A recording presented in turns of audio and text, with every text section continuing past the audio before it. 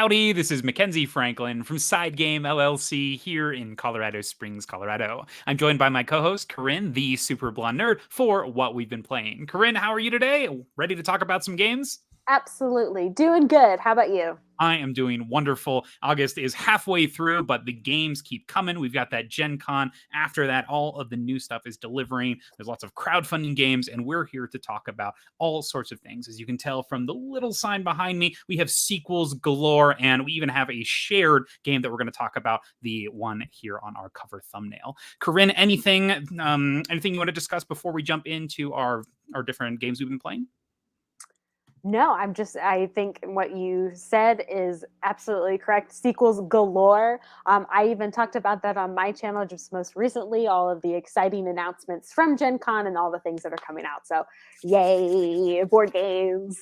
And speaking of Corinn's channel, if you haven't already, please make sure that you go over to Superblondenerd. You subscribe. Corinn puts out content from a variety of topics and background, whether it comes to decorating the home or creating brand new artwork that's game or cartoon related, or as she did in her most recent video, talked about all sorts of new games, upcoming and things that she had recently played. There's something for everyone over at Superblondenerd. Corinn, is there anything in your channel that you're looking forward to coming out in the near future? Well, I was saying this beforehand that I'm already prepping for Halloween, so I'm very excited for like the costumes making and all that kind of stuff. But also just more board game content. I still have at least 2 more specific subjects talking about my favorite dice rolling games, as well as my favorite really heavy or meaty games. And I can explain that in my video. Awesome. So once again, make sure you do check out Corinn's channel over at Superblondenerd. And if you aren't subscribed to SideGame LLC yet, please make sure that you are. It is the best way to help us grow. And for those of you already subscribed, thank you so much for the continuous support. With that all being said, let's get started talking about what we've been playing. So Corinn, we're going to jump into our first game, and this is a combined version where we are both going to talk about it at the same time. And this is for that cover, the thumbnail. This is for Expeditions. Now, Expeditions is the sequel to Scythe, and in this game, you play an engine building style. You're going to be collecting cards, playing those cards out in front of you in order to generate a certain amount of coinage. It has the same idea as the original Scythe, where you are racing to achieve these certain endgame conditions, but then also take actions to actually earn those conditions. You're collecting certain amounts of resources, certain amount of tokens, and also trying to complete sets of specific types of cards. You have 3 main cards that you're going to be collecting, and these include items, which give you special powers and abilities. You also have meteorites, which give you opportunities for scoring, and the more meteorites you get, the more additional opportunities that you can use them. And then you're also going to have cards that are quests, where you'll be traveling across this exploration map and then discarding them and putting them into your little completed area in order to resolve some additional symbols and then increase the value of your different stars that you've completed by the end of the game. Now, this is a race to complete those stars, getting them out as fast as possible, and you'll do this through an action system where you're able to take 2 actions each turn. You can move around the map, you can play cards from your hand to trigger their abilities, and then you can also gather. That means use the abilities of the spaces that you are on. So you are trying to sequence these, because when you take one set of actions, you cannot take that same identical set of actions the next turn. So if I move and gather next turn, I have to choose one of those to not do. So I could gather, play the next turn, or I could move and play.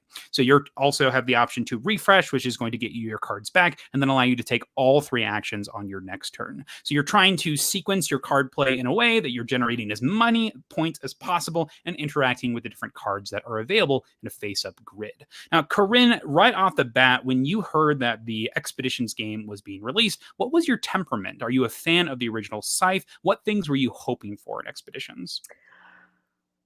My temperament was excitement. I'm always intrigued. I was very intrigued to see how they would, what's the word? Expand upon the Scythe world.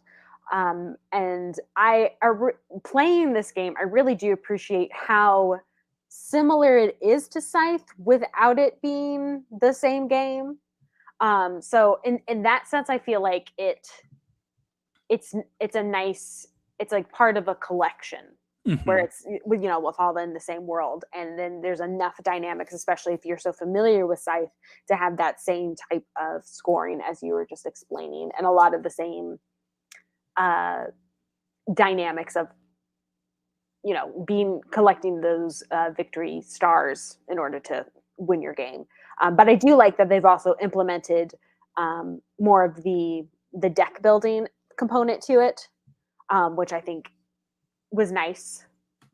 And Yeah, I with all agree with the you. I think yeah. that just the addition of cards in general allows you to expand the world through the use of special abilities and powers. One of the things that I love that it adopted from the original Scythe was the smooth gameplay. That's one of the best things in Scythe is the actions are so simple and fast, but they Yeah. are impactful on the board. And they take a similar idea here where on your turn, you move the cube, you do the things, and it's already the next player's turn. This is one that you can start playing quickly, understanding the 3 basic actions. And then as you play, you discover more of the intricacies and then the relationships between the cards. What were some other things that stood out to you in Expeditions? I'm looking like now. I think the oh, what is it? The corruption. Hmm. I thought that was a neat dynamic in order to like achieve extra instead of I guess combat. That's like the way to like achieve extra bonuses. Like having it kind of is like level 1 of the hexagon, and then once you defeat the corruption or what is it? Not extinguish. Vanquish, I think is the Vanquish, word. thank you. Mhm. Vanquish the corruption, then that hexagon ups its value by having that extra action that you can choose depending on which hexagon that we're talking about specifically. And I do think it's an interesting dynamic because even if you're the person who's defeating the corruption, yes, you're generally going to get to use that effect first, but then you open it up to everybody Mhm. else. It's a Yeah. great race that they push you to do because when you do start completing your stars and getting your stars on the achievement area, your cards get better, your 2 main cards. So that's something Mhm. that you want to do because the value is there, but it does also open it up to the other players because you can never repeat the same actions, but Mhm. eventually you will have to move again. And when you move, you have to move at least one space, which means you're going to leave it open for other players to use. So just the competition in this game drives the development of the spaces, which gives players more interesting actions to do. Yeah. What do you think about the limited actions? So the limited actions, in particular, like the 2 actions a turn or the Yeah. actions on the tiles. So The I love two. the 2 actions per turn. I think Yeah. it makes sense. It gives me that same feeling of the original where on your turn you do this thing. It's a Mhm. small little movement. It has a huge presence on the board because you are changing something. You're either revealing tiles or switching out cards, and people can track what you're doing based on where you are. You can block Sure. people by moving on to specific spots. You can take a high contention card based on its scoring potential, or you can simply mess up everything by doing like sweep actions and clearing all the cards that are that make up this market in these central areas of these different tiles. So I love that system. It's actually my favorite part of the game. Is just how simple that action system is, but effective in pushing forward the gameplay. Yeah. So, any other things you want to discuss about the positives of this game? The artwork. I agree totally. I think the artwork Yeah. is insanely good. I love the I think it's still the continuing basically the same artist that they used for all of the Scythe so far. With even with the campaign one. Where are you? Fenris?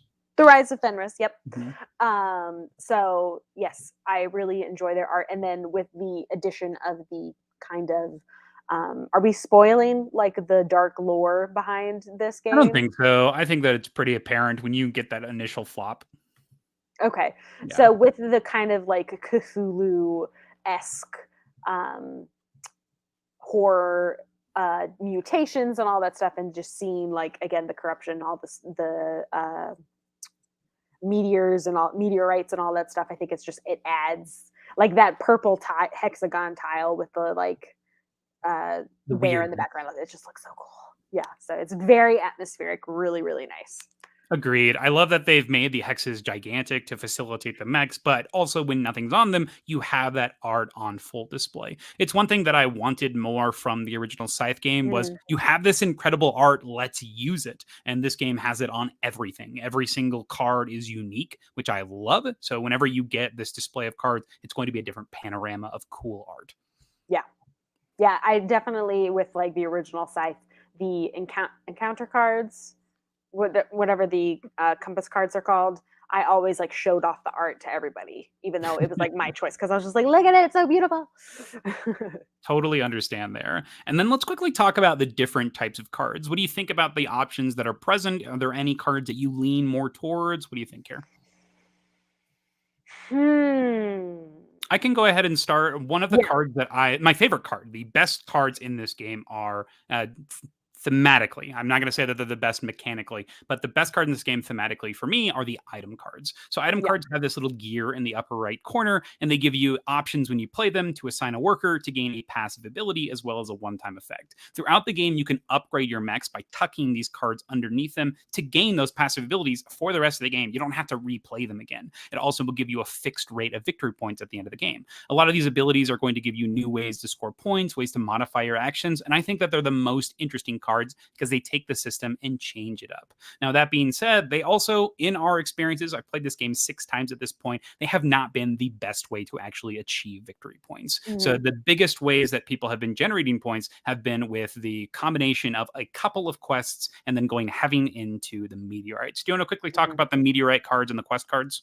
Yeah, I was just gonna say, I think the meteorites are probably one of the better, at least, and probably on purpose because of like the theming of this game, to make the meteorites. They, oh, what is the word? Like they snowball on top of each other. Mhm. So every time that you collect another meteorite and flip it into defense mode, under your Nice. um, under your personal player board, that whatever ability it says, like for instance, gain $1 per player or gain $1 per quest that you control. Depending on how you stack and collect these meteorites, you can really collect a lot of money throughout the game, which is just going to stack up your points at the end, which helps you obtain victory. The quests, I would say the only thing that, at least from the several times that we've played, is that there's so many quests. It gets kind of annoying. Like we really enjoyed the sweeping action, so that we can get through some quests and get like items and meteorites. Looking for other cards other than the quests. But I think the quests themselves, um, I like the. I think my favorite thing about the quest is just like the theme, the thematic and artwork of it. I'm trying to think how much it like really helps. I mean, it does help in the sense, just like with your popularity or hearts in the original Scythe. Like, it's really good to have a lot of quests under your belt. But I think mainly thematically, that's why I like them the most.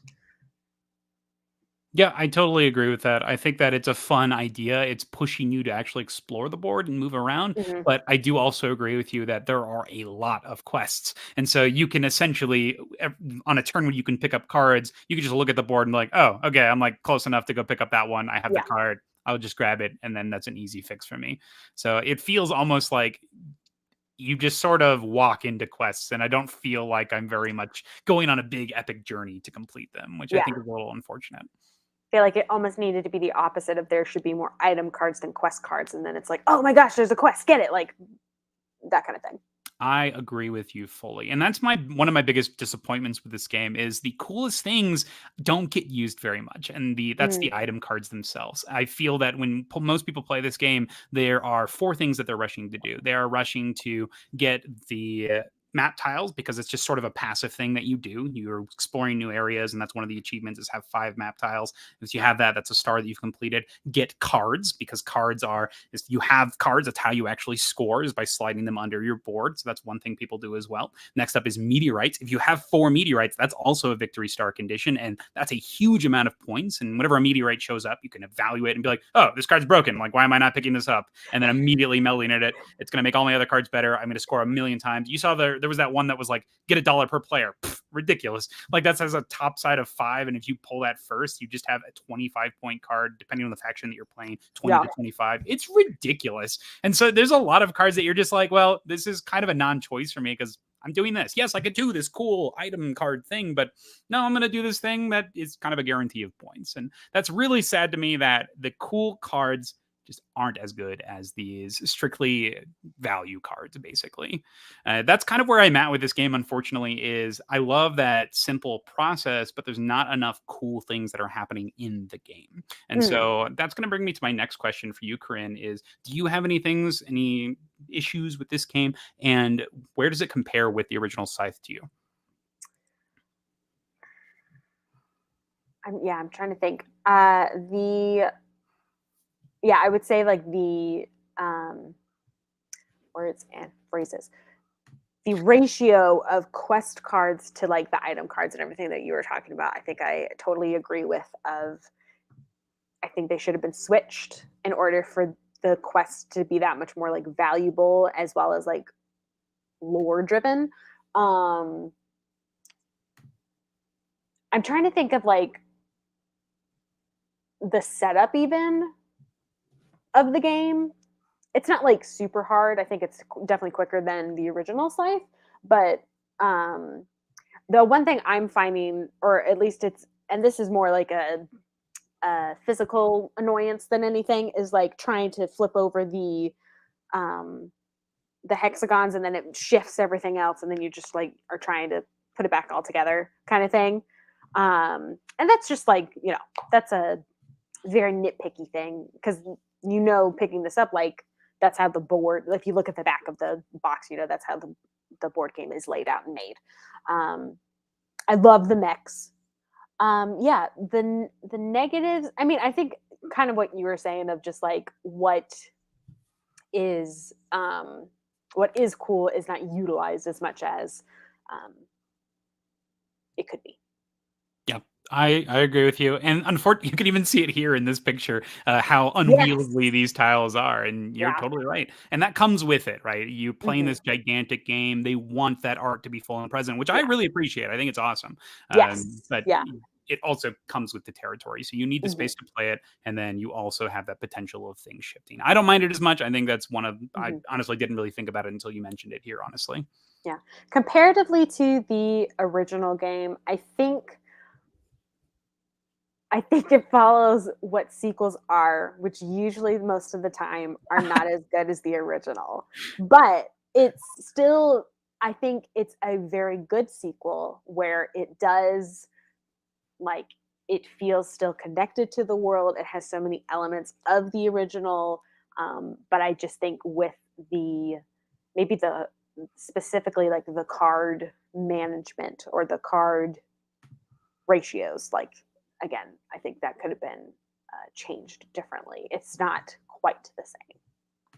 I agree with you. I feel like if they were going to do cards, they could have done so much more with those cards because it's a vehicle. And this is a quote from Alexander Pfister, and this is why he uses cards in games. He says that you can take a super simple framework and completely make it gigantically full of fun mechanisms and things to do by using cards. There's so many ways to store information on cards, and that's why I love games like Maracaibo. You have this simple framework of a rondel that you're moving around, but the cards are modifying every single action that you're doing and every single choice and opportunity. So I love this. I think that's wonderful. Yeah. And so I think that if they were going to take Scythe and open it up with cards, that they should have done so in a super cool way, not necessarily unique and interesting, because I do think that system is fine and smooth in the way it works, but I wish that they would have done more that would have made me excited to play these cards. I'm thinking games like Race for the Galaxy, Maracaibo, where you have cards that have cool powers, effects, abilities, and you're like, oh heck yes, I got this awesome card. But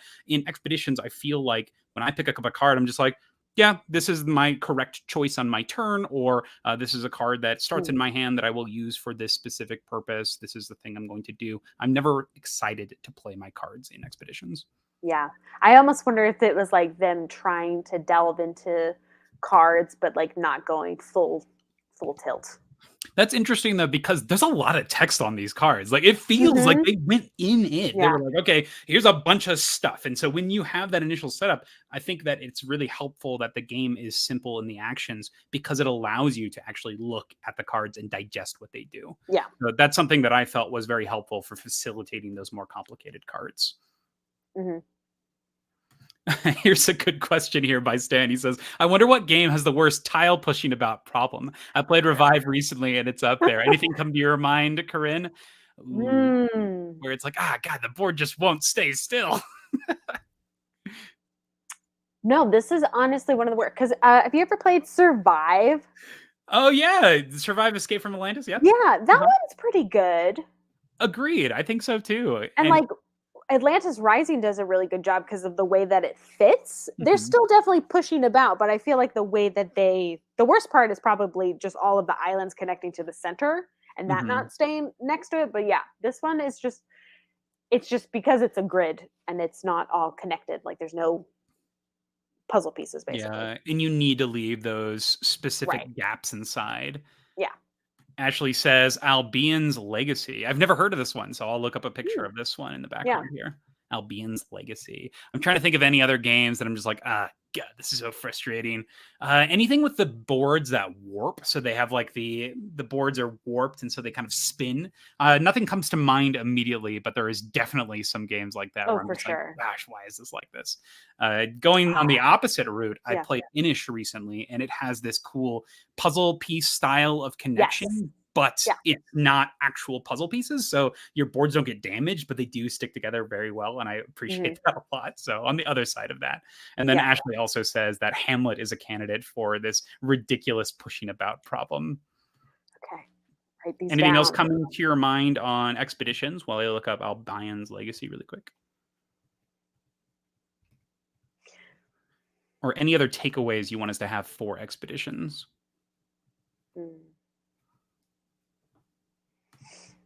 Nothing come to mind? I'm just trying to think, is it worth having in your collection? Is it worth having in your collection? That's a great question. And I don't know yet, honestly. I almost feel like it's a good introductory game to the world of Scythe. Okay. Kind of because like Scythe in itself can be overwhelming in the sense of like, here's all of the components and here's all of the ways that you can earn points and stuff. And then you'd be like, oh, this is like expeditions in this way or this way. Okay. And maybe that's wrong to people, but I think that makes sense. I think that Expeditions definitely doesn't have the in-your-face nature that Scythe does. And that's one thing that it's depending on your group for sure. But whenever we play Scythe, we're quite predatory. We will look at the player who is vulnerable and weak and completely ruin their game. We'll step on their stuff, steal all the resources, immediately spend them so they can't get them back. And we don't really care about the population loss because it's just such a value. It's going to propel you to that end game.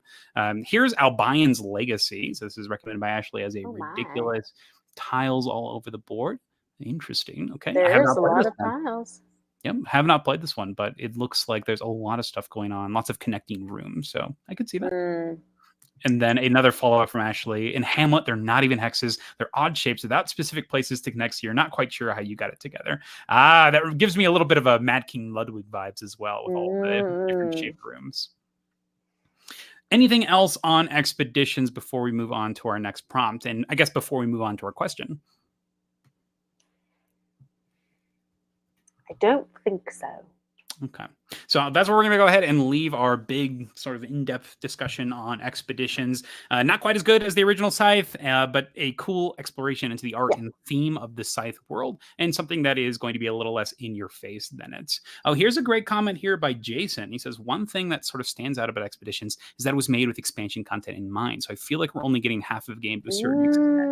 And is that a good thing? Like, we're not getting this full game immediately? That's a little frustrating to me because that box is pretty expensive and pretty big. True. And I'd like an awesome game from the get-go. I think a game has to sort of knock your socks off if you're going to invest into that much content, or at least give you the premise and promise of that system. So one thing that I'm thinking of is the Marvel Champions core set. I think that core set is so good. You have the 5 hero decks inside. You're able to dabble into all of the different aspects right away. And even go back to Scythe. That original core game of Scythe is excellent. You do not need additional things for that to enjoy that original core game of Scythe. The new stuff is awesome. The Fenris stuff adds more modularity and expansion content, but the core game, amazing. And the players do a big part of that lifting with the interaction between them. Anything else?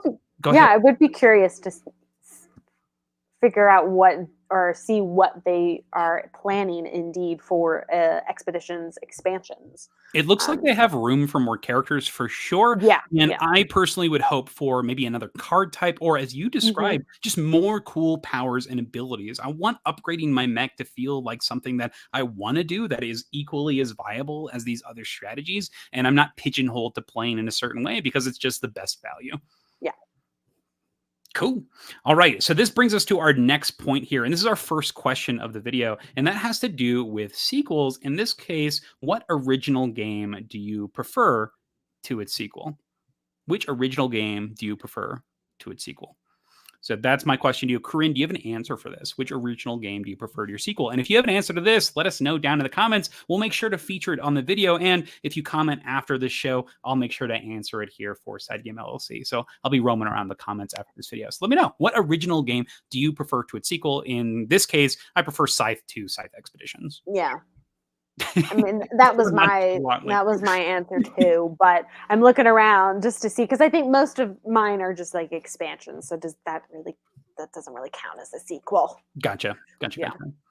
So I'm going to go ahead and lead with this discussion then with my game that I prefer to its sequel is actually Pandemic Legacy Season 1.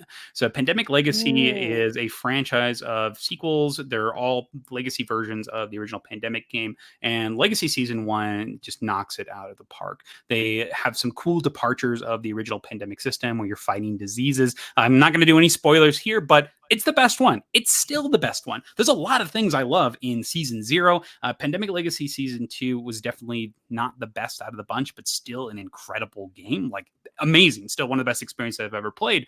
But the Legacy Season 1, it has not been beat yet. So I think that this is the best Legacy experience that I've played, and I recommend it to you strongly. So Pandemic Legacy Season 1 is still my original game that I prefer to its sequel. But Season 0 is still good stuff. So you're saying that you prefer the Legacy to just Pandemic the game, or like prefer in the Season Legacy series. So Okay. I prefer the first Legacy game as opposed to the other Legacy games in the Got it. series. I also prefer it to Pandemic. So I wouldn't say that it's necessarily a sequel to Pandemic. I think it's more of an evolution of the system. So I guess would it I know, be? it's hard. Let me know what you Yeah. think. That's a good question, because maybe that's the answer to another question that we'll ask later in this video. So Yeah. anything else you want to add for this one, Corinn? No. That's okay. That's okay. So we'll go ahead and finish up with this set of games. So that was our first game, a combined one this time for Expeditions. Now we'll move on to the next game. And Corinn, I'm going to have you take this one. What's the next game that you've been playing? Clank Catacombs. Oh, nice. Okay. Yeah. Speaking of, I don't know, is Catacombs its sequel or just like an expansion, or what? Because I know that there's just original Clank. So Clank Catacombs is like a new version of the game. So I would say that this is a standalone expansion, maybe. Okay. No, Because I haven't you can't experienced. combine the cards from the original. Yeah, one. I haven't So, experienced the original Clank, Oh, so man. I don't have it to compare to. But Okay. I've been really enjoying experiencing Clank Catacombs, even though this last game that we played, I died first. Ah! So that was that was frustrating, but it's fine. And I died in the depths, so I didn't keep anything, so it's fine. But Clank, I really enjoy Clank Catacombs. It has just enough like D&D flavor, dungeon crawling, and then just the deck building component of it. I'm trying to think what else. The kind of collectibles of the like the treasures and the artifacts and the lock picking, all little different components that it's like tactile and like really it's I think it's a good game of feeling like there's not a lot of wait time, because you're kind of trying to plan where you're heading next, and there's also lots of dungeons to lots of the dungeon to crawl through, and you don't know like how it's going to every dungeon is different because it's all four-sided different pathways, and depending on what ability you have, or I think it's secret minor treasure, minor secret. Yeah, minor secrets, major secrets. Yeah, where you can like ignore the arrow directions, so you can go wherever. Like my sister got that one, which was really awesome. So it's kind of like a little bit of it's strategy, but it's also like the luck of the draw, depending on what secrets and treasures and cards you get. I think one of the And strengths of Clank Catacombs is how tactical it is. You do have yeah, that long-term strategy of like, especially if you're playing with the special characters, they have their own abilities, and you're like, okay, I'm looking for these specific cards, but because it has that fluctuating market, you're like, oh yes, this is a card that I mhm, want that just showed up. I'm getting this one. We're gonna see how it runs, and then this one even more so with these tiles because you get to determine their facing, you get to move yeah, it around, and that can guide you to some of the revealed tiles that start revealed at the beginning of the game. or screw you over at the end. But that's like the Absolutely. whole fun of the game, is that Mhm. every time it's going to be a different outcome of how like the dungeon is finagled and put together. So yeah, it was, as like I said, even though I died, it was still a very fun game to play. Agreed. I think that this one is pretty great. It's one of my favorites in the Clank system. I think I still enjoy the original Clank in Space. I like that one a lot because of Okay, the like multi-step objectives that you're completing, and I think the expansion content for that one is pretty great. But cool. I do enjoy this over the original Clank for sure. I love those modular tiles. It does add to the downtime between turns, that's for sure, because there are those interruptions that get added. That's one of my Sure. major criticisms with Clank in general is that you're just doing a lot of waiting when it's not your turn. But they Mhm. also include something to help combat that in the form of reaction cards. Did they have that in the original Clank? Did you play with any expansions by chance? No, Okay. not no, I haven't been able to, so I'm not sure. So I've only played Clank Catacombs with expansions, and they have these Okay. reaction cards where if your opponents do things, you can play it, Mhm. and it counts as like an extra card on your turn. So it's a way to help foster engagement without actually doing anything on other person's turn. Nice, You're waiting nice. for them to do something, and if they meet a condition, you can play it. So it Yeah, gives you something to look out for on your opponent's turns, and I think it's a cool way to do it and helps with that portion of this game with that yeah, downtime. What were yeah. some other things that you enjoyed with Clank Catacombs? Hmm.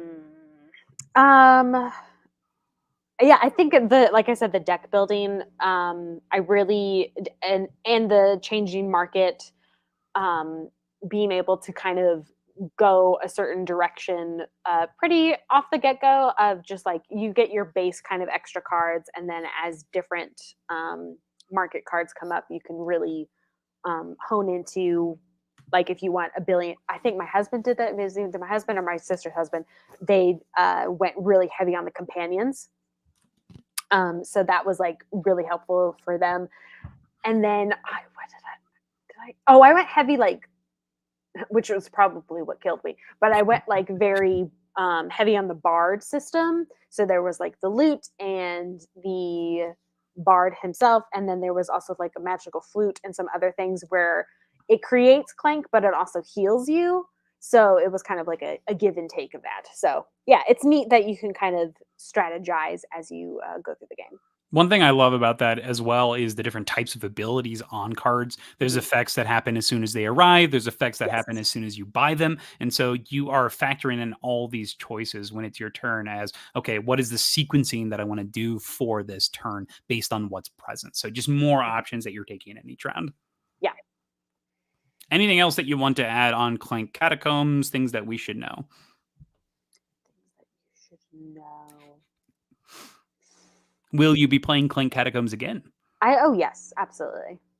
For sure. And I'll definitely look into the expansions, because I think that would be really fun to add the reactionary cards to it. Because now, like you describing them, I'm like, I definitely didn't play with those. So, It's kind of cool because you're like, okay, I know that my opponent is doing this, so I can buy these cards and just get more value out of them because of mhm. just the behavior of my opponent or the strategy that they've decided to pursue. That's a Yes. cool way to do it. So Yeah. I like that. What are you going to do the next time that you try, aside from expansions, the next time you try Catacombs? What am I going to do? Yeah, what's going to be your strategy? Or you won't know until that initial flop shows up, I guess. Yeah, it would probably be that. I'm trying to That's think. fair. Maybe not the Bard way. That makes a lot of sense. Yeah. All right. So that is Clank Catacombs. All right. So next up, we're going to move on to a game that, yeah, we'll do this game next. So next up, we're going to do another sequel. This time, it's a sequel that I enjoy more than the original, and that is Everdell Farshore. So Everdell Farshore is an engine building worker placement game that's card driven that has you creating a tableau city in front of you with these cute little animal critters. On your turn, you either are going to be placing out a worker to gain resources, or do some form of scoring, gain cards, or you're playing one of the cards in your hand face up in front of you, triggering its abilities, giving you more options, passive effects, and you have this maximum limit of 15 cards in front of you. So you have to carefully manage what you're actually placing in front of you. Every turn, you are going to be taking actions until you do eventually pass. And then once you pass, you'll get your workers back and repeat this for 4 total seasons. So Everdell Farshore adds a couple of new things to the original Everdell system, starting off with a complete overhaul of the theme. You are now out in the ocean. And to accompany this, they've included a little boat track that some of the effects in the games will interact with. And every time you move up, it gives you additional endgame points. And then it also is going to give you extra wild resources and points. But to top it off, there's also these Windrose tokens that will give you additional movements on this track based on specific cards that you are playing. So it'll have 2 distinct things. Like you want to play a unique critter, and if you can do those 2 things, you get to move up twice. But you can also just do one of those things. So it's going to change how you're playing. You may have this card that you normally wouldn't play, but because it satisfies those 2 criteria, all of a sudden you want to try out this card. It's going to be something that you're incentivized to play, and that changes your experience from game to game. No longer is the value of a card just the card itself, but it also has all of these other factors that you're considering. I love this. This is a brilliant idea, and it just changes and fluctuates the value of the cards from rounds to rounds. I think that's awesome. The next thing that it adds is a new change to this central area. This is called the Bay, and in the Bay, normally in the old game, you would have 8 cards in there, but now if you have duplicates, they'll stack on each other, so you always have 8 different unique cards. It's a small change, but it's a big one. And the next small change is the addition of map tiles. These give you special extra points for specializing in different types of cards. So once again, trying to push you to getting a lot of different cards. But the more of the maps that you have, the more you'll score for them. For example, if you're the first one to get 3 blue cards, you'll get 2 points for each map tile you have, the special map that you'll take in front of you. And if you can keep on getting more of these, like 3 of the critter cards, 4 of the green cards, then your maps just are worth more by the end of the game. So there's reasons to specialize, but there's also reasons to diversify, allowing you to play throughout that entire card pool and not punishing you completely for taking a long time to achieve them. So there's still reasons to achieve those by the end of the game. So I like that that's also there. And there's even oh man, there's so many little things that have been done in this game that I appreciate. And I'll talk about 2 more because otherwise I could be here forever. So the first thing is I love the new way that they've changed up the worker placement spaces. So at the bottom of the board, there are these islands that will give you additional actions that you can take. And these islands are going to change from game to game. These were the forest locations in the original. But in this version, they get discarded at the end of a certain round, which means that there is going to be more competition for the spaces on the board, which increases the value of your critter spaces where you place workers to. Now there's reasons to actually want to play your own worker space because you are having options no one else has. And because that board gets so cluttered, it actually gives you options you'll want to use. And sometimes you may need to use because it's going to be something that allows you to push further. I love that. And then my last big pro that I'm just like, wow, this is super smart is the removal of several types of cards. So in the original Everdell, there were some cards that when you saw them, you picked them up. Like it was a no-brainer. They were just clearly better than others. They would propel you further, allow you to do busted combos. I'm talking specifically about the Crane as well as the Innkeeper. These were 2 cards that were single cost and allowed you to get a 3 cost discount on something. There is a card that is similar to that in this one, but the cost is 3 and it provides 3 resources of whatever you want. So it's a little bit more balanced and it's used more of conversion. Yes, there's still other value you can get from it.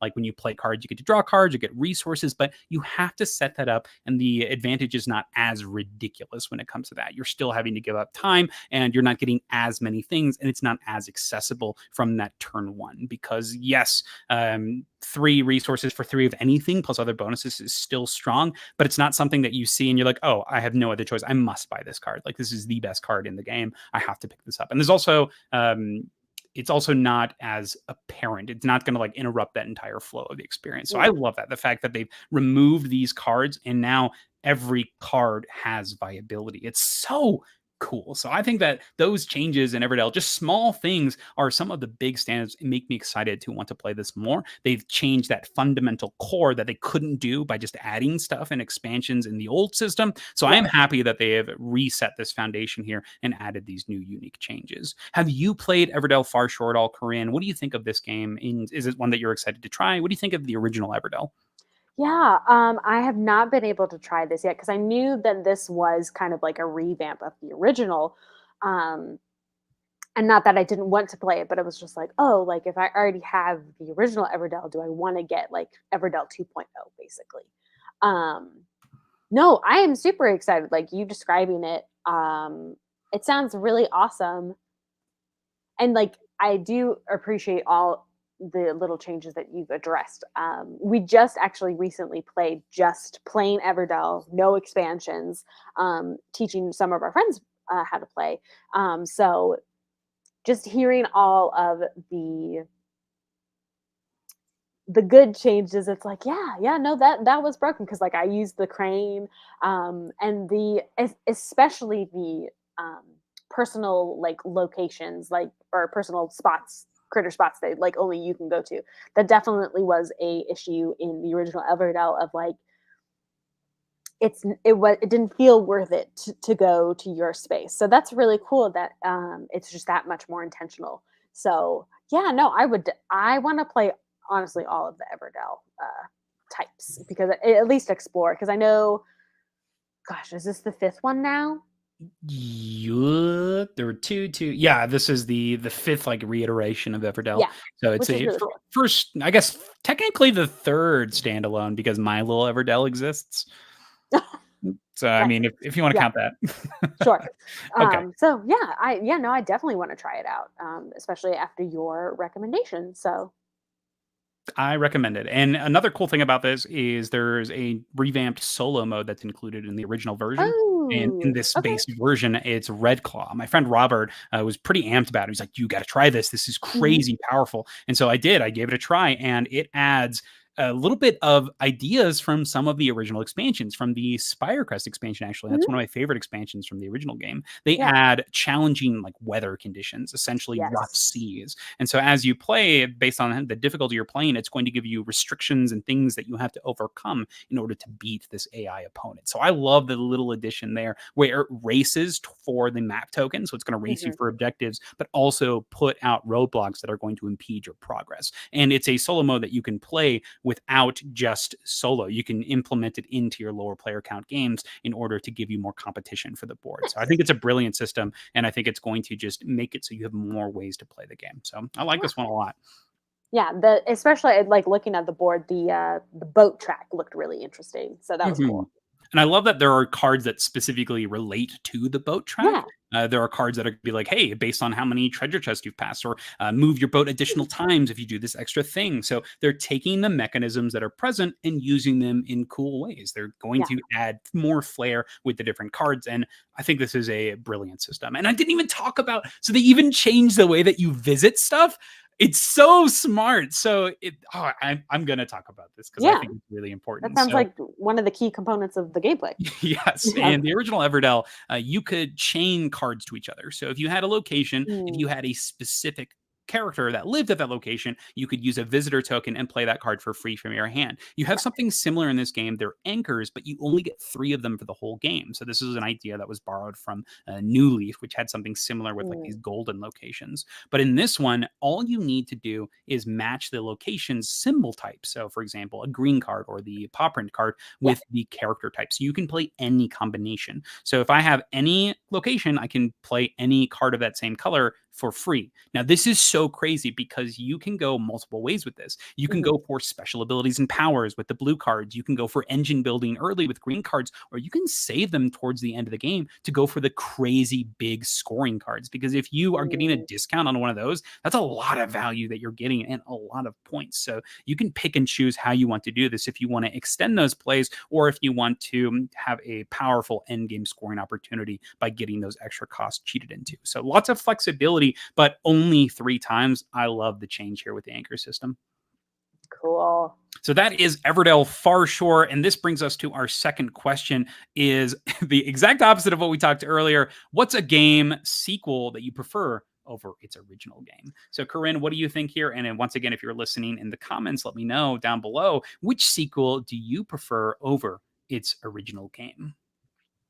I don't know.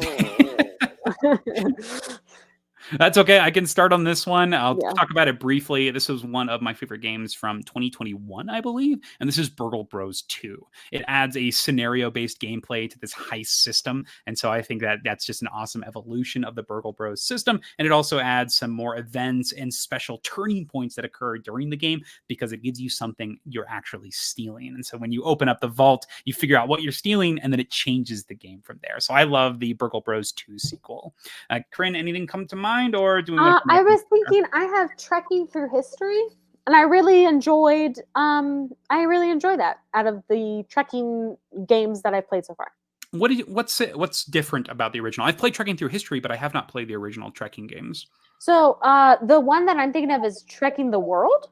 I think it is what it is. And so it's you have a world map, you have limited spaces, kind of like worker placement. You start at like different airports, and you have a limited number of movements depending on how many cards that you have, and there's like 4 or 5 different colored cards. So like one is movement, one is like a purple, and like, so I think it's like 3 different ones that have the matching components that you need to get the locations that you need to go to, and you have to be on those locations in order to achieve those locations. So it's just a little bit more complicated, which is like fine. I just really enjoyed the more simplistic Trekking Through History and the set collecting, as well as like there's no. It's been a while since I played Trekking Through History. There's no worker placement. It's just the order of the cards. That's true. That's true. So in that element. Excellent. So that is Trekking Through History over Trekking the World. Stan's got a comment here. It says Gaia Project over Terra Mystica or Undertow over Base Too Many Bones. I do think that Undertow box is crazy good. So I agree with you here. I think like that's does have 2 of the best characters in it. So crazy that that's like a standalone, smaller, cheaper box, which is wild to me. Yeah. And then if you like Gaia Project over Terra Mystica, I implore you, next time you can, try out Age of Innovation. Wow, that one's good. It borrows a lot of ideas from Gaia Project and then changes some things, adds some things for that original Terra Mystica. So Age of Innovation, it's one of the best games I've played. It's going to be a little spoilers for later, but that's one of the best games I've played this last couple of weeks, and one of the best games I've played this year. So Age of Innovation, good stuff. Good choices, Stan. All right, so that is my second question. And once again, if you have answers to these questions, let me know down in the comments below. I'll make sure to answer and talk about them later. So that's the next game. Let's move on to our last set of games. Corinn, what's the last game that you've been playing? That's a great question. Yeah, I played Champions of Midgard. Oh, okay, cool. Yes, that was a neat worker placement game. You are collecting either resources in order to travel to different locations in order to fight certain Nordic. There we go. There's the words. Nordic entities, either on the ships far away or up in the mountains. It's just good to have different resources because different higher ranked monsters that like get you more bonuses if you defeat them usually have like a journey card basically before that you'll flip over. So if you're like sailing to that person, the ship card will flip over and it might be like, get rid of your meat, which is basically your if I could think of words, your currency to get over to the monsters. And I liked just the pretty simplisticness of it, and just like the fighting aspect of it. I thought it was a neat game. I had not played it before, and you can choose from a certain amount of characters at the beginning of the game which have certain abilities, and it's like a dice collecting game too, where you can get depending on where you go on the map, you can collect certain weapon dice that will help you defeat monsters, as well as I think they're blessing dice that you can also get, which will also add to your overall like score of fighting big bads. Very cool. Awesome. What did you think of just the worker placement system in general? Was there high competition? Was it something you found yourself bumping into each other often? There was definitely certain points that, like the ships, you can get personal ships, so you don't have to, because one, they're worth victory points at the end of the game, as well as the ease to get to a sailing spot, so that you can get more monsters to collect to get your glory, I think it is, for the end of the game. I think the hardest thing about this is that there's always a troll for each round, basically, of combat. And if someone doesn't go to that spot, then everyone receives blame. And that's like a negative condition or negative points for you at the end of the game. So each round, someone either has to take it or like will choose. Like I think at the beginning, I went there the first time just to be nice. But as like the game progresses, people are gonna be like, nope, we're gonna get blamed because I'm not gonna waste my turn on this like troll, and everyone's gonna collect the blame. So it just that was like a neat dynamic to it, where there was like a certain requirement or a certain like constant negativity that could happen if someone doesn't go there. Gotcha. Any other thoughts on Champions Midgard? I think I would like, as I'm explaining this, I'm like, I feel like it's a not a different version of Too Many Bones, but like trying to be Too Many Bones. Going on adventures, collecting dice pools, yeah. pulling up those dice. I think it was like a neat adventure into it, and like the Norse mythology and stuff. So, and there's enough variants of like different monsters and things, which I think would make it interesting. So, but definitely not as many things you can like compound on top of each other like Too Many Bones. Gotcha. This game reminds me a lot of Tidal Blades, if you've played that one. It is a game that has a very similar system of you are collecting dice, using those dice to complete challenges, rolling them, trying to match symbols, and then recollecting those dice pools in order to go and fight big monsters. And so I do appreciate that system, and it feels good when you're able to collect a huge grip of dice, roll them, upgrade them, and then be ready for these fights. So I do like that system in Tidal Blades a lot. Champion Midgard is not one that I was super enthralled with. I played this a long time ago, maybe 3 years ago. I did not play with any expansion, so that is something to be aware of. Did you play with any of the expansion content? I feel like there was an expansion. Could I tell you what it was? No. People do swear by, I think it's the Valhalla expansion for this one. It Probably gives you what things it was. to do with like your dead people, what they do get Oh. killed during their journeys. So Nice. I heard that does a good job with this. But for me, I think my final takeaway, it's been a long time. My final takeaways were there's a lot of build up for something that I didn't find that exciting when it came to the actual fighting of the creatures. So Sure. I feel like there are other games where you are doing it a lot more, and it's more exciting, more interesting, and you're able to get a lot of cool powers and abilities when doing that. So maybe the expansions do solve that. If you do recommend this with those, tell me why you like those expansions in the comments. And Corinn, if you can remember what expansions that you played with, I'd like to know in the future. Yeah. No, like I said, I feel like this is like where Too Many Bones like shines in like a combative dice collecting and building game. Gotcha. Okay. Yeah, agreed totally. I think but it's a neat experience. I've never played it before, so I've won and done it now. I'm glad that you enjoyed it. So that is Champions of Midgard. And then for my last game here, this is a game that I have done a complete 180 on. I've got a chance to play it a lot with my friend Dan. I played it with my dad. I've played a little bit of it with my brother. And every game just is so fun. It is killing me with how great the theme is, how the entire presentation is done, the engagement throughout the entire experience, long as it may be. This is Star Wars Rebellion. So when I originally played Star Wars Rebellion, I played with a friend in Hawaii, and we had some long game days where we just sit there and learn games. And this was one that we did play, and we weren't super enthralled with it at the time. And this was 6 years ago. So I do remember when this was happening, 6 or 7 years ago.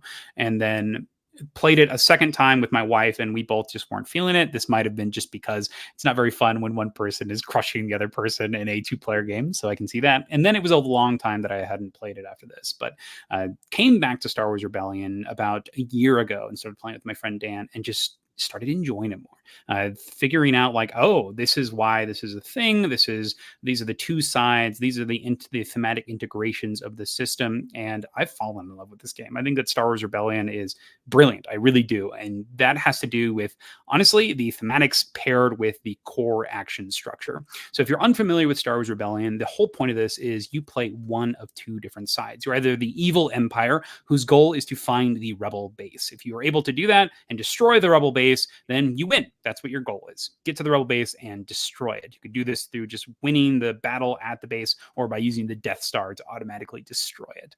And then the other team, the rebels, you're trying to gain sympathy in the galaxy. And you do this through completing mission cards. And these mission cards will have certain things that you're trying to do, and you're using the game system to do them. These could be things like destroying a single enemy ship, or trying to liberate something, or building up enough structures in a specific area, and your opponent is trying to figure out what sort of objectives you're doing based on your play style.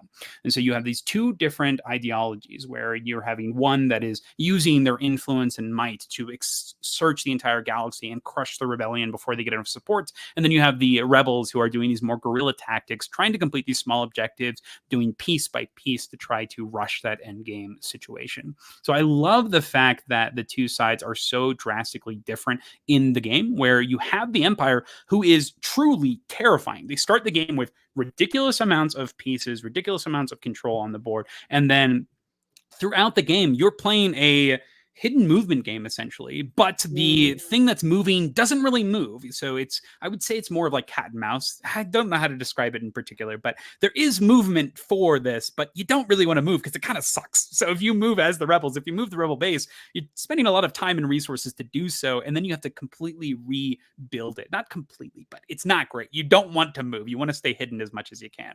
But the coolest thing about this is, as the enemy player, as the Empire, you can choose how big your magnifying glass is. You can determine how much production that you're going to be putting into increasing your ships, your exploration. You can let the rebels do their thing and then just find them. And then as soon as you find them, allocate resources to destroying that base before they have time to react. So I love that there's a scaling amount of how much you want to increase that scope of your search. And then on the other side, as the rebels, you have like nothing. You have no resources to start the game. You've got a couple of ships, 1 or 2 planets that you have any presence on at all, and you are scrounging to survive. You're trying to hit the enemy where it hurts, and you're doing so with sabotage, but it's never temporary. And the battles that you win feel so good when you do. Completing those missions feels great. But then on top of that, you can play a strategy where you completely bolster up your base while completing these missions, and maybe you don't care if the person knows where you are. And so you're giving them, hey, this is where I'm at. Good luck. What are you going to do about it?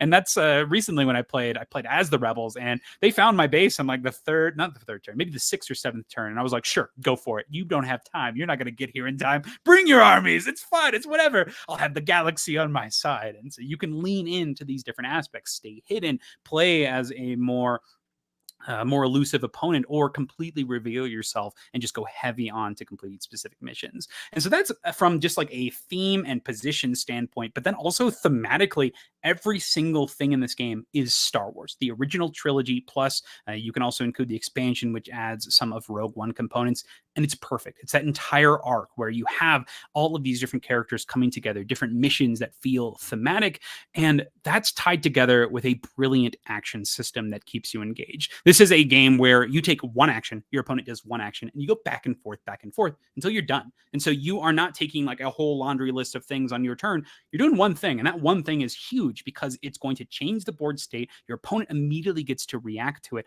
and then the consequences of these can have gigantic domino effects that will go from round to round.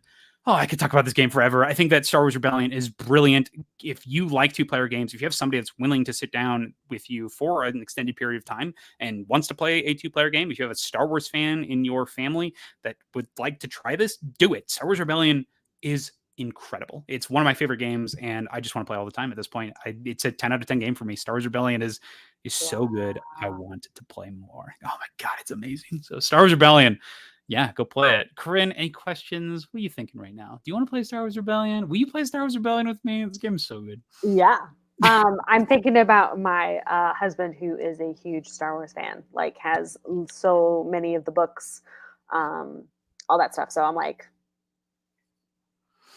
birthday, I'm telling you, Christmas. Corinn, this is amazing. My dad is definitely like that. He is a huge Star Wars buff, in love with the original trilogy, and showed us all of it when we were growing up. And so I played this with him the other day, and he was the Empire, and you could see him snickering around, Darth Sidious around. It was awesome, and he loved it, and I loved the experience. My dad is a little notorious for having pretty bad AP, but it didn't matter because we were just having such a fun time enacting moments, and the turn structure is relatively quick because you're going back and forth. So it does facilitate that downtime, which I think is amazing. So, wow, so good. We have a quick comment here from Pablo42. I was not sure I should get Rebellion for 4 players since we wouldn't be playing with 2. People seem mixed on it with 4, considering the time commitment and price. I'm still undecided. I wish I could give you some recommendations on 4-player, but I haven't played the 4-player mode. What it does is it splits the actions between the 2 players. So I could see it working, but I have not done it myself. So I cannot give you a recommendation on that. And I would check out the BGG page. They do have recommended player counts, and it does seem like 2-player very much is the recommended player count. So I wouldn't necessarily go on it based on how strong that 2-player is if you are planning on playing it at 4. Anything else on this one, Corinn? It looks awesome. Looks really cool. I like all the miniatures and things. The whole time you're describing it, I was like, it sounds like another game I've played, but could I tell you what it was? No. Just like starts like one side starting with like a bunch of resources while the other has like nothing, but then it kind of like evens out as like the game progresses. There's a lot of war games that are like that, actually, where like the Root also falls in this category, where the cats are everywhere, and then some of the other that's true. Maybe that's what I'm thinking of, as it's like right behind me. And I think it's actually a really smart design, honestly, because then when you take that position, you can give players specific characters that will fall under that playstyle that they enjoy. They're like, okay, I want to be this, or I want to be this. I want to struggle. I want to explore it. And the fact that both are done so well in the system is something that's admirable. I think that's it's done perfectly. And when people call this game Star Wars in a box, they mean it. And I agree with them. I do think it is that entire original trilogy in a box. Amazing. So how long does it actually take to play? Depends on the people you're playing with, but I would say around 3 to 4 hours. So 3 to 4 hours for a game of this. Okay. Yep. Good to know. I think that's about the time frame that it would take. I've won a game on like the 4th turn before, but I don't think that's very likely, but it can happen. I like stumbled into the rebel base on accident. I was like, oh, sick. And just killed the guys that were there. I was like, oh, nice. But a lot of times I would say that it gets to like the maybe 7th or 8th turn. I think that's generally where the game will end if both sides are in it. Okay. Yeah. Cool. But yeah, if you got the time, if this is one that you're interested in, do it. Amazing. Cool. So that is Star Wars Rebellion. That's the last game. That's the last game that we're going to talk about here on this episode. And that brings us to our last section here. This is all the games that we've played. So Corinn, we're going to start with you. Give me your list, all of the games that you've played, and then we'll talk about your top and your bottom on these games. We do quickly have a comment from Pablo saying that they did enjoy its dumber brother, Star Wars Risk. I actually think that Star Wars Risk is pretty awesome. I actually have not played that, but I love the concept of it because it's supposed to be like a redone version of the Queen's Gambit, which is another amazing Star Wars game. That one is out of print, but it does the Star Wars Episode 1 Phantom Menace extremely well in a simplified like core framework. So it's the Battle of Naboo, essentially. You have all the different battles that are going on at the same time. It's super fun. So I hear that Star Wars Risk is similar to that in like its complexity and scope. So I do think that one's a pretty cool one. All right, Corinn, go for it. Give me all the games that you've played. All the games. Scythe Expeditions, Trails, Everdell, and Everdell Probrook, Champions of Midgard, Fantasy Realms, Clank Catacombs, and Frosthaven. Excellent. And then what games were on the top of your list? What games were on the bottom? Top of the list would be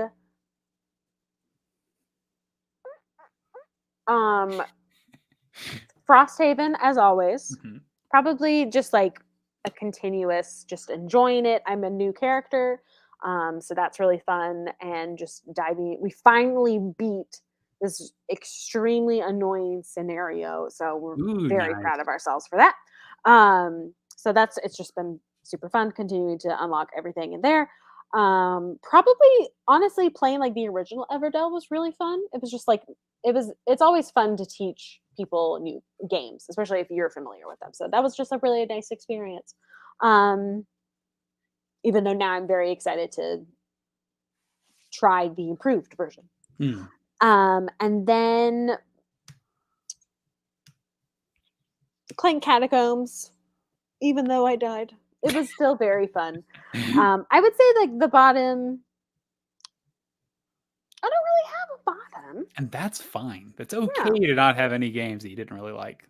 yeah, not out of this small little list. Excellent. Anything else you want to talk about these games? None of these games now. Okay. All right. Well, we'll talk about the upcoming games in a Yeah. second. All right. So I'm going to go ahead and move on to the games that I've been playing. And my list is 60 unique titles, starting off with Marvel Champions, Expeditions, Dawn, Raw, Crokinole, Paperback Adventures, Too Many Bones, Scout, Aeon Trespass Odyssey, Cover Your Assets, Arkham Horror the Card Game, Oranienburg Kanal, Detective Club, Nexus Ops, Challengers, Ancient Realm, Clever Forever, Blitzkrieg, Columbus, Mission Red Planet, Rolling Heights, Paleo, Sleeping Gods, Spirit Island, The Quacks of Quedlinburg, Camel Up, Star Wars Destiny, Clank Catacombs, Monster My Neighbor, Final Girl, Arceus, Viking Seesaw, Etherfields, Frosthaven, Batman, Gotham City Chronicles, Inish, Witchstone, Everdell, Farshore, Ninja Master, Summoner Wars, Bonfire, Yeti in the House, Nessie's True Identity, Clash of Decks, The Mind, Cthulhu Death May Die, Age of Innovation, Space Hulk Death Angel, Unmatched, Hanami Koji, Dune Imperium, Zombicide 2nd Edition, Star Wars Rebellion, Star Wars The Clone Wars, Marco Polo 2 in the Service of the Khan, Pax Pamir 2nd Edition, Avignon, A Clash of Popes, Rhino Hero, Concept, and Dixit. Whew. So those are all of the games, but the top 3 that really shone out is Star Wars Rebellion is one of them. I played that game 4 times in the last couple of weeks, and oh my god, it's so good. It's still so good. Next up is Age of Innovation, my favorite game that I've played that's come out this year. It's a new version of Terra Mystica that has so much modularity, but so many smart decisions, special abilities, and powers that you have so much choice over that are powerful and that you want to grab, but you also have so many different choices on when you want to grab them. Oh my god, it's so powerful. It's so good. Not just powerful, but also fun, exciting, tense, and that competition and the coordination is still there, and that engagement that's done in such a unique way with wanting to build next to people, but also want to stay away. It's a great pull that no other game has captured that tense moment of me, that timing puzzle. I love it. So that is Age of Innovation. And then lastly, Space Hulk Death Angel. This is a out-of-print card game that I've been loving. And I borrowed a friend's copy, my friend Mike, and unfortunately he's keeping it, so I do have to get a copy myself. But man, that game is so good, and it's just giving me like all these concepts and ideas of games in that space. So I think Space Hulk Death Angel is a brilliant design, and it's one that I want to play more of. So it's going to be hard to hunt down all of the little expansions for it. There's like mission packs and character packs, but it's pretty incredible. So I want to try out the multiplayer versions because I just played the solo mode of it, but awesome game. And then my bottom 3, first off, is Yeti in the House. This is a pretty bad game, honestly. It has a cool concept where you're like taking pictures of a Yeti in a room, and so you're blurring out the picture. So it's kind of like the Sasquatch meme where he's like turning. And like, oh, there it is. Yeah. But in practice, it's pretty awful. It takes a long time to set up. People are just sitting there. Not great. So pretty bad game. Next up is, and that's probably the worst game. Everything else is still good, but my other bottom 2, one was Rolling Heights. The game was just fine. It didn't really stand out to me. It wasn't super exciting in the like building construction space. This is one where you're like rolling meeples, which I thought was fine. But it was just an okay game. I thought it went a little bit longer than it should have, and it was okay. Next up is, on the bottom, is actually Frosthaven. I had 2 really bad plays of Frosthaven. I tried out a new character that just completely fell flat for me. I was only level 2, and the cards that they had available at level 2 were just bad. Like I felt like I was doing nothing, and it was a very frustrating spot to be, especially when you're in a 2-player game where you die in like the first like 3 mid levels, and you're like, wow, sorry, I didn't contribute anything. Enjoy all these arbitrarily difficult monsters that you got to deal with yourself. sucks. So easy switch though. Change characters, much better now. Yeah. Playing another unlocked character, I was like, awesome. So I love that Frosthaven has that flexibility where if Yes. it's a character that doesn't fit your playstyle, change. And I think that's a strength in Frosthaven, but it still went in those bottom experiences. Yeah, very similar to how you were frustrated with the playstyle of that one character you were playing. So it came around, and I'm sure that happens, but I love that you can change. So you're not forced into it, which is nice. So with that all being said, let's move on to the last section here, and this is what we're excited for. Corinn, what's coming up on your to play list? Like I said, I did a video about like a lot of the Gen Con announcements / just the list that Board Game Geek had provided. And so I'm very excited for a lot of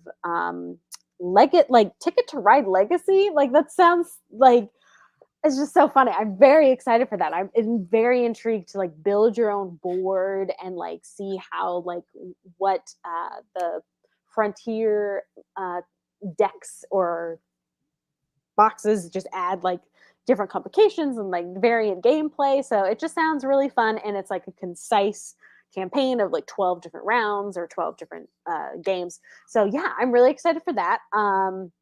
We just bought because it was a used game, so I'm very intrigued to play this. It was Pendulum from Stonemeyer Games.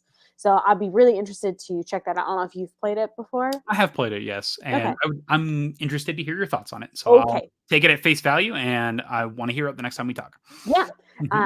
Because my husband was like previewing the rules, and he was like, this is interesting. I was like, okay. So we're going to go try it out. And I'm very excited to try it and see if it's good. So I'm excited for that one. I'm trying to think of the other ones on my list. There's a lot of sequels and expansions, and I will say Everdell Farshore. I almost said Evershore Fardell. So yeah, that sounds really fun. There's a lot more other games, but those are the ones that like come to mind first. Makes sense to me. Oh man, all those sequel announcements, like the new Dune sequel. So many cool things happening.